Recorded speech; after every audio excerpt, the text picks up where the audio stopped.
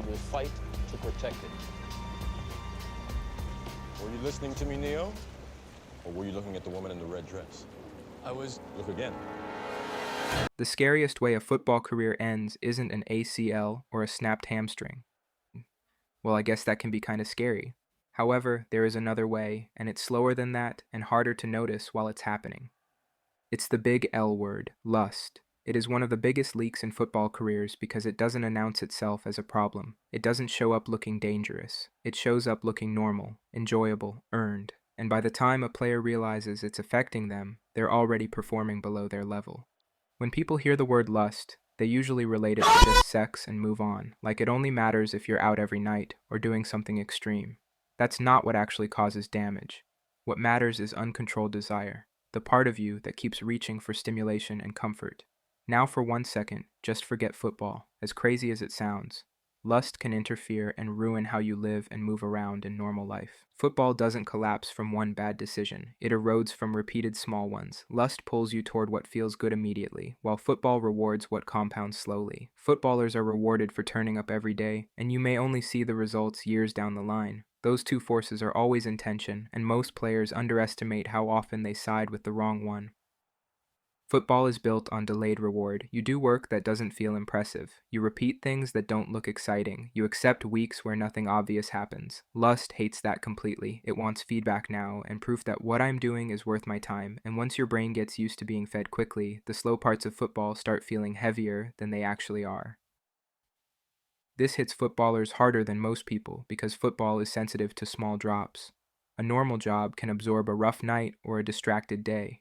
Football can't. For instance, losing hours in sleep changes reaction time, which results in lower focus, which affects decision speed, and so on and so forth. At a certain level, those margins decide who plays and who doesn't.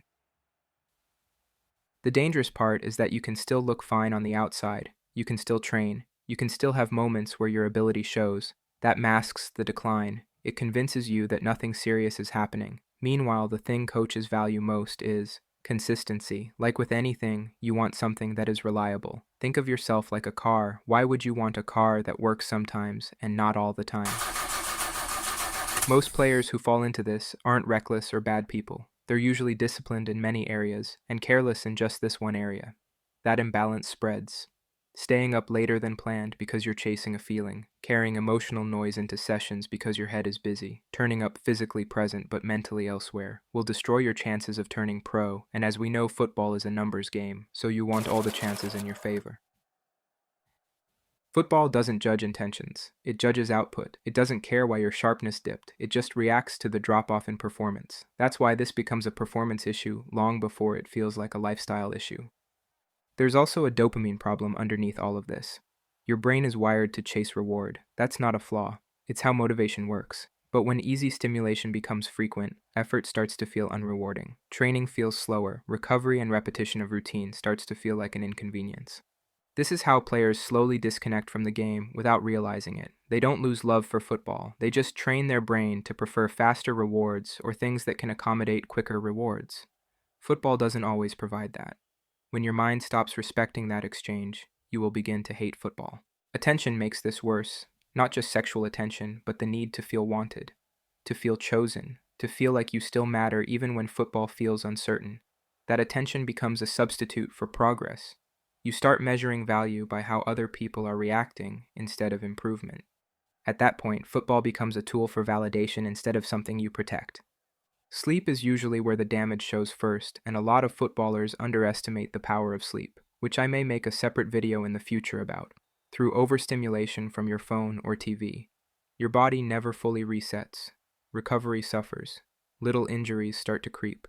I hope you're able to see how all of this is connected in some way, and the thing is, coaches feel that energy even before you touch the ball.